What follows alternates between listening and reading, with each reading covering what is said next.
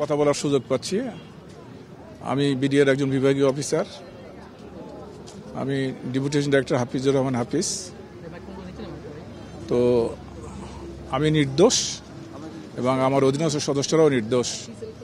আমাদেরকে আপনারা জানেন কিভাবে আমাদেরকে ফাঁসানো হয়েছে, যার বিচার আমরা এতদিন পাইনি। আপনাদের এই আন্দোলনের মাধ্যমে, এই সমাজের আন্দোলনের মাধ্যমে আমাদের মুক্তির ব্যবস্থা হয়েছে। এই জন্য সবাইকে আমি সাধুবাদ জানাই। আমরা যারা মুক্তি পাইছি এবং যারা আমাদের মুক্তির অপেক্ষায় আছে তাদের মুক্তির জন্য আপনারা কথা বলবেন সবাই। এটা আমার অনুরোধ রইল সবার প্রতি। আপনারা আমাদের জন্য দোয়া করবেন। আমার একটা সন্তান ডাক্তার, তার চাকরি এই দেশে হচ্ছিল না, এখন হলো। সে লন্ডনে থাকে, আসছিল দেখা করতে। ছুটির জন্য আবেদন করলে তার ছুটি হয় নাই, সে আবার লন্ডনে চলে গেছে, স্বামী সন্তান নিয়েই থাকে ওখানে। তার জন্য দোয়া করবেন। আর সমস্ত বিডিআর যাতে মুক্তি পায়, তারা যেন সুবিচার পায়, তারা যেন চাকরি ফেরত পায়, তার জন্য আপনারা সবাই একযোগে আমাদের জন্য কাজ করবেন। আপনারা কাজ করছেন, আর বাকি কাজটুকু করবেন। যারা নিরীহ বিডিআর এখনও বন্ধ অবস্থায় আছে, যাদের দেখার অনেক পরিবারের কেউ নেই, আমারই নেই কেউ, আমার পরিবারের তেমন কেউ নেই। যা হোক, আল্লাহ আমাকে এখন বেঁচে রাখছে, আমি বেঁচে আসি। আপনাদের সাথে কথা বললাম যে এমন কিছু আমাকে প্রশ্ন কেউ করবেন না, যাতে আমি আপনাদেরকে বিব্রত করে ফেলি, আবার আমাকে বিব্রত করবেন না। আমি আমাদের সবাইকে সাধুবাদ জানাচ্ছি। আপনারা পরবর্তী যারা আমাদের জেনারেশন রয়ে গেছে ভেতরে, তাদের মুক্তির পথ যেন সক্ষম হয়, সে ব্যাপারে আপনারা সবাই কথা বলবেন, সোচ্চার হবেন। এই অনুরোধটুকু আপনাদের সবার কাছে আমার রইল। আমার জন্য দোয়া করবেন, আমি আপনাদের জন্য দোয়া করব। এই সমাজ আজকে যে মুক্ত হয়েছে, যে জন্য মুক্ত হয়েছে, যারা শহীদ হয়েছে, যারা এখন পঙ্গু অবস্থায় আছে, তাদের সবার জন্য আমার দোয়া থাকবে। যারা কবরবাসী হয়ে গেছে, আল্লাহ জান তার বেহেশত নসিব করে। আর আমাদের মধ্যে থেকেও যারা মারা গেছে, আল্লাহ জান তাদেরকে বেহেশত নসিব করে। যারা বেঁচে আছে, অসুস্থ অবস্থায় আছে, অনেকে চিকিৎসা করতে পারছে না, চিকিৎসা হয় না, লং টাইম লাগে। তো চিকিৎসার অভাবেই অনেকে মারা যাচ্ছে, সুচিকিৎসা সম্ভব হচ্ছে না। জেলবন্দি থেকে চিকিৎসা করা খুবই কঠিন। তো যা হোক, যে অবস্থায় আসছে, একটা জিনিস দাঁড় খুলে ফেলছে।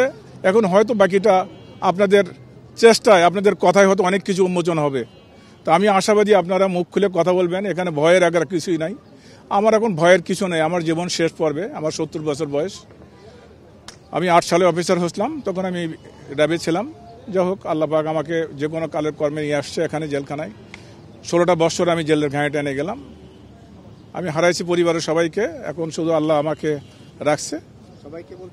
বলছি বাবা হারাইছি, মা শয্যাশায়ী, জানি না বেঁচে আছে কিনা জানি না, আমাকে সেভাবে বলা হয় না। আমার এখন আমি পাবো কিনা সে কথা ক্লিয়ারলি বলা হয় না। সন্তান দেশের বাইরে আসছিল, 28 তারিখে জামিন হওয়ার কথা ছিল, ওই সময় আসছিল যে জামিনটা। আর এদিকে সরকার আবার এদিক দিয়ে হাইকোর্ট, সুপ্রিম কোর্ট তাকে যোগদানের সুযোগ দিচ্ছে। সে বিশেষ কর্মকর্তা হিসেবে যোগদান করার জন্য আসছিল।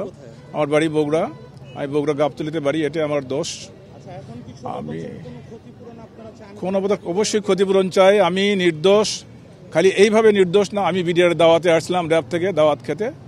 আমার সন্তান তখন খালেদা জিয়া মেডিকেল কলেজে পড়তো। আমি বিভাগীয় কর্মকর্তা হিসেবে পোস্টিং ছিল ফেনীতে।